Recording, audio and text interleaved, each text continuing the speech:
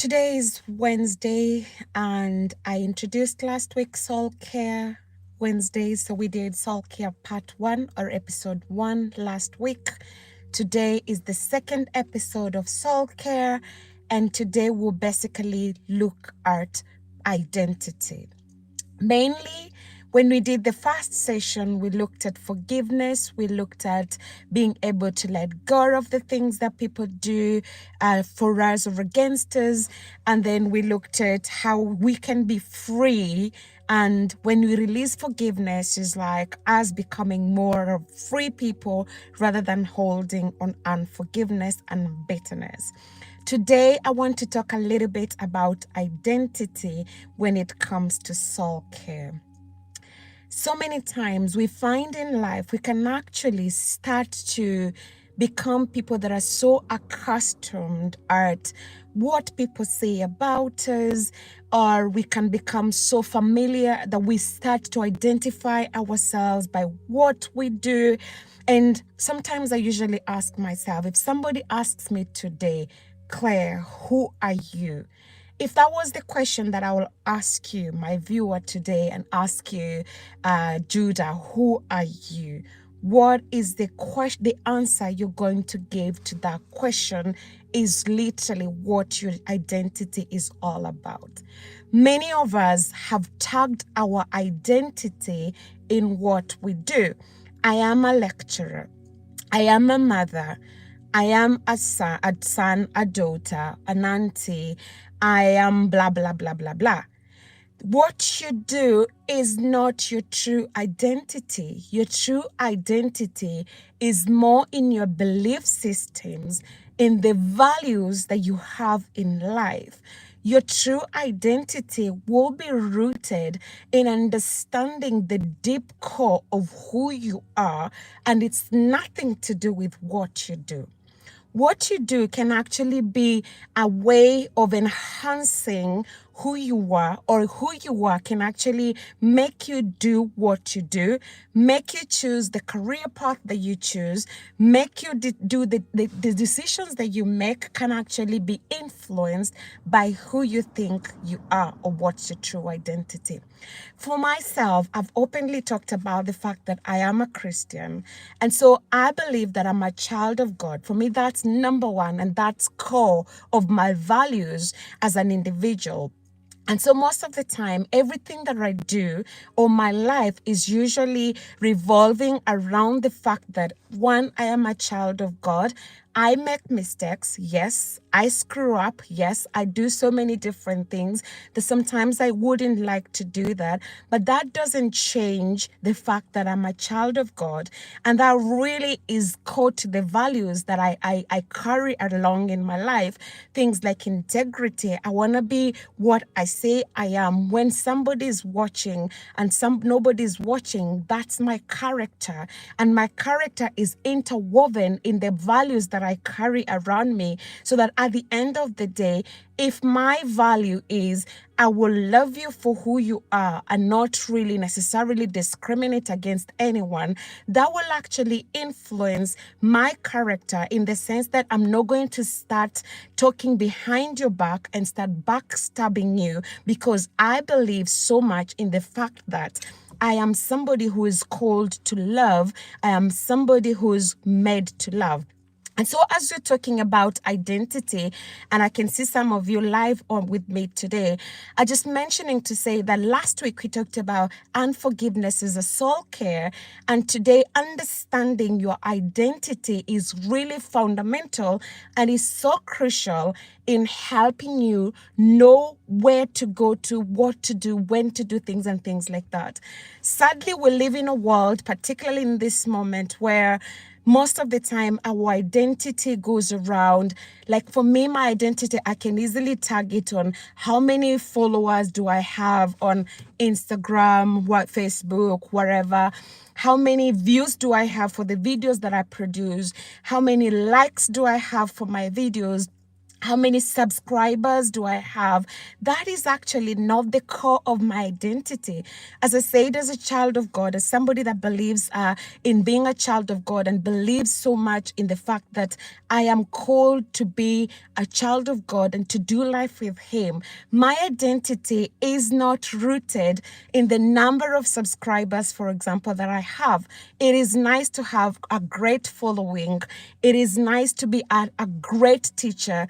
It is amazing, and that's my goal every single day. If I can be an amazing mother to my son, but all those things are not core to my identity. If I allow my identity to be rooted onto things that people say about me or things that happen around me or how many followers I have. And Ali, is good to see you. It's good to have you on live with me right now. It will be so disappointing when you don't live to those expectations.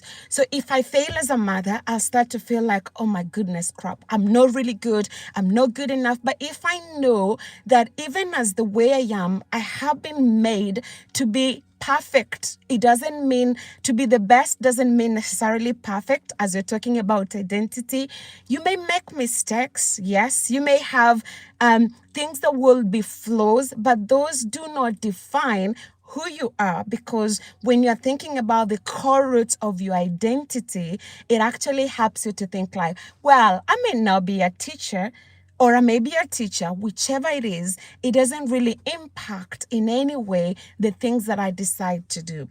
And so today, as I'm just thinking about this soul care, I have an assignment or a task for all of us. If I was to ask you today, Ali, who are you? What is the answer you're going to give me to that question? If you want to do this exercise with me and you're live here with me, put it in the chat. I'm more than happy to work a little bit with us about this. And the question that I've just asked is in the chat. If you want to participate with me, I'm more than happy to do that. Who are you? If somebody was to ask you your identity, who is Ali? Who is Claire? Who are you? What are you going to answer to that question? Some of us may answer and say, as I said, if somebody asks you in an interview, for example, who are you?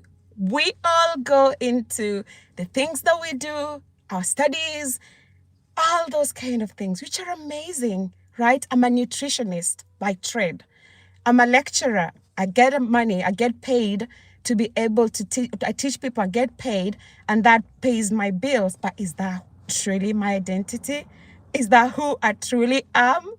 And so just kind of as we're looking at all these soul care things, I just want you to do, as I said, that task. Sit down with yourself, have a meeting with yourself, have a conversation with yourself, and just go to the deep root of yourself and tell yourself answer those questions. Say, today, if I'm asked to say, who are you? Are you going to be confident to answer that question? And sometimes we struggle with identity issues and crises, sadly, because maybe for some of us, we have gone through a rough patch in life because of what we have always wanted to be. And when there is a disconnect between what we wanted to be and what we are currently are, some of us are living a life of regret because you wanted to be XYZ in your career and you've never managed to be in that position. And that can result in so many heart issues and soul issues and things like that. Some of us are actually attached to the dreams that we haven't realized. And I love that Ali says, I'm a person who's here on the world to please others at the moment. Is that your identity? What is the danger of doing that? Because if you want to please others, sometimes something will have to give. If you're constantly pleasing other people and you think like that's the thing I want to do and I want to do the best, of course there's that way of like, I want to be able to give God my best by loving people and being the best I can to other people. But does that really mean, if it comes to an extent of like, you have to sacrifice your values, you have to sacrifice yourself, you have to sacrifice the things that make you who you are so that you can be a people pleaser, then there is something that you need to think about and something you need to work on. Because if you're constantly a people pleaser, you get to a point where if you feel like you haven't accomplished your task of being a people pleaser, you start to feel like you're a failure. And then sometimes people can also take advantage of you. I can't give examples of myself. There have been times where I've always wanted to be my friend calls it a peacekeeper, right? I kind of in a way don't really like conflict. I kind of when I find I'm getting to a place where we have to do conflict, I kind of in a way just decide to switch off because I'm like, I'm not prepared to do that. I'm like, I'm not really feeling I have the armory to be able to fight. And sometimes I can just say it as it is and then I shut down. And when I shut down on a conversation, it could be up to weeks. I haven't been confident enough to reopen it because I'm afraid it will come out in a negative way. And so you end up sweeping things under the carpet. You have issues to resolve in relationships, but you sweep it under the carpet. And then so many months, years down the line, you realize, goodness me, I never sorted that out. And it comes starting to eat you up. And so kind of, in a way, if you get to that point, and you become so much into wanting to please people, and I can see what you're saying, Ali. You're saying in that you have kind of, sorry, I need to go back. You have kind of lost hope for yourself. The question to ask yourself is, one, again, your identity. Who do you believe you are before you even lose that hope for yourself, number one. And number two, what is it that I can ever do? Why am I here? Why am I created to be on this world? I believe that none of us has been created to just be a statistic. As I said, I'm not created just to be a mom. I enjoy being a mom. Don't get me wrong. I enjoy being a wife. Don't get me wrong. But I believe that's not all. That's not it all. There is more to it. And that more to it, once you find the purpose. Today, if you wake up in the morning when your alarm, tomorrow morning for some of us, when your alarm goes, what is that thing that will make you want to come out of bed, that will want you to want to face the world tomorrow? Because if you don't have that identity and it's solid and it's like rooted in those values that you have for life, you can easily get distracted. You can easily want to follow the crowd, that you lose yourself in the crowd. We suffer sometimes from things like low self-esteem, because we don't understand our identity, right? I start seeing my friend, my husband, my whatever, doing something that I really feel like, oh, they're doing better than me.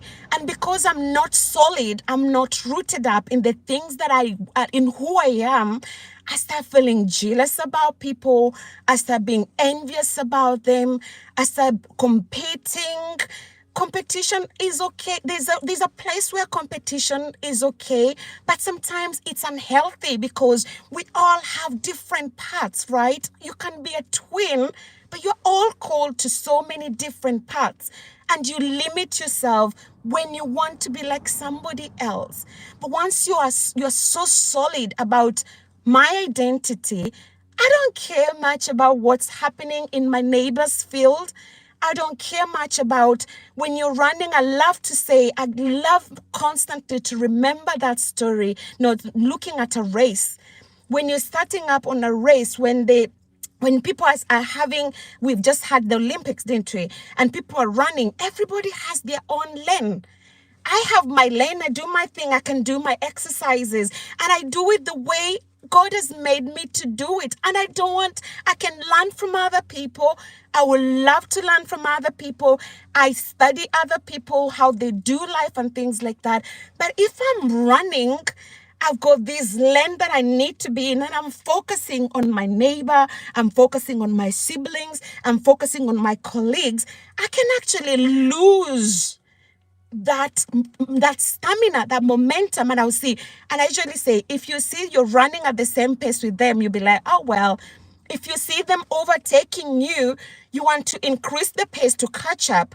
And if you see they're behind you, you can actually start feeling proud about yourself. Oh, well, I still have the energy. They can't catch up. And sometimes this happens to me when I go for my runs. I love running every single morning. And when I'm running, sometimes now the weather is changing and it's becoming more colder. But as I'm running, you will see, for example, you come across another runner and you find unknowingly you want to start competing with them, and when you pass them you're always looking at the shoulder.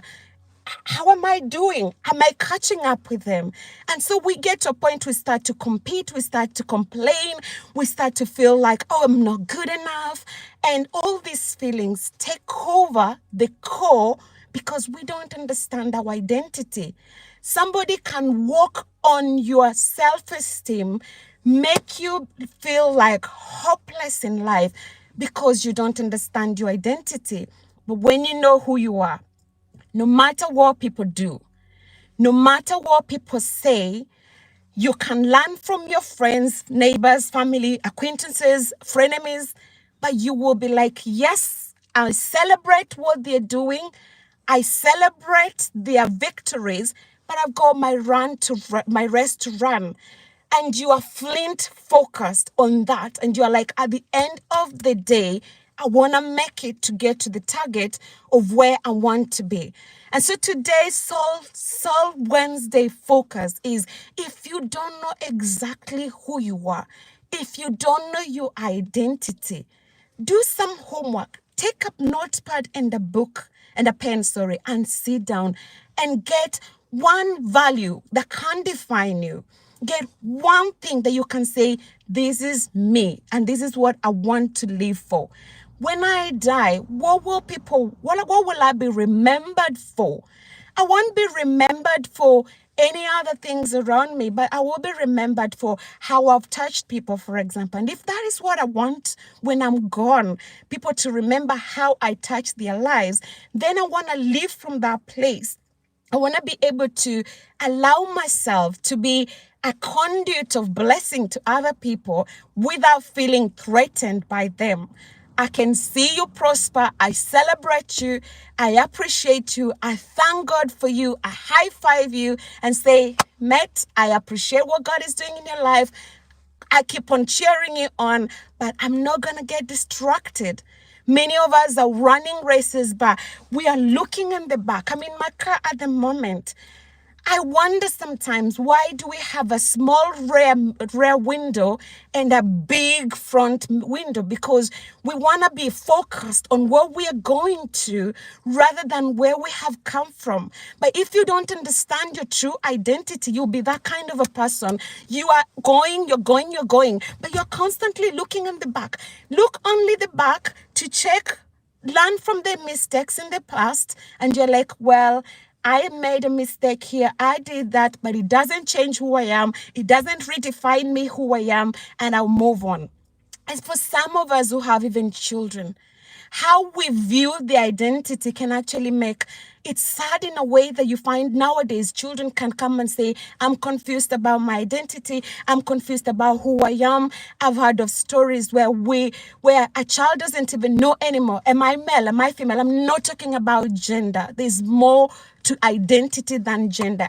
Just being male and female can be a baseline, but at the end of the day, there is more to it. And so today's assignment is, go sit down with yourself, go check and just understand yourself and say, what is it that I want? And early as you love food and you cook and like to eat and feed the hungry, that's a cause that you can live for. And you can say, I, Ali, am somebody that enjoys making food. And so because I enjoy making food, I can be able to feed the hungry so that somebody else can go to bed full with a tummy that is full. And my prayer for you is that God will richly bless you as you reach out to touch others people's lives. I don't want to make this longer than is necessary. Today's episode was all about identity, and maybe something that you might want to think about, and something that I'm going to think about as well. As I said, these sessions are for me as well. When I talked last week about forgiveness, I did an account to check, Claire, what are the people in your life that you haven't forgiven, that you are carrying, allowing to live in your mind and your heart and your soul rent free? Today, I'm going to sit down and just remind myself of my identity and my core values of who I am and whose I am. Again, thank you so much. I say, well, so Ali says, my diet and health is not the best. I've started going back to the gym, and hardest part is the food, which I might be able to help you. Amazing. One thing that I usually say when it comes to food is you can easily get yourself around this. If you're going to the gym, of course, that's a good place to start. Well done. I'm cheering you on for that. Great work. You have already done a step more than many other people in the right direction, because you're kind of taking a step in the right direction. When it comes to food, I usually think about food this way. It is fuel, right? And if you want to be powered well, think about what you're putting in your food, in your body. If you have a petrol car, my car is petrol, I can't put diesel in my car and expect it to function well. What I will be doing for myself will be getting an engine knock, and I will have to get the whole engine reserviced because of the mistake that I'm doing. And so when I think about food, I always think about, Claire, what are you fueling on? And if your trouble is eating maybe too much, sometimes is thinking about the portions and breaking those portions into smaller sizes that can be helpful. And simple hacks like the size of the plate that you choose can be helpful. If I'm always having this massive plate, I'm tempted to fill it up, but if I have a small plate, I can only fill it up with a small portion. And also when it comes to eating, just drinking in between as well. And if you find, for example, sometimes we confuse our hunger with thirst and things like that, trying to drink in between, ensuring that you're hydrated, drinking maybe a glass of water before you eat can be really helpful. But also fruits and vegetables, in particular vegetables, because they are full of water, full of fiber, so they can fill you up. But even if you overeat on them, the calorific value is much more lesser compared to like if you're eating solid foods like pastas, all these kind of things. So you can start as well cheating your mind by just filling up your plate, plenty of fruits and vegetables, so to say, and then of course fruits later on.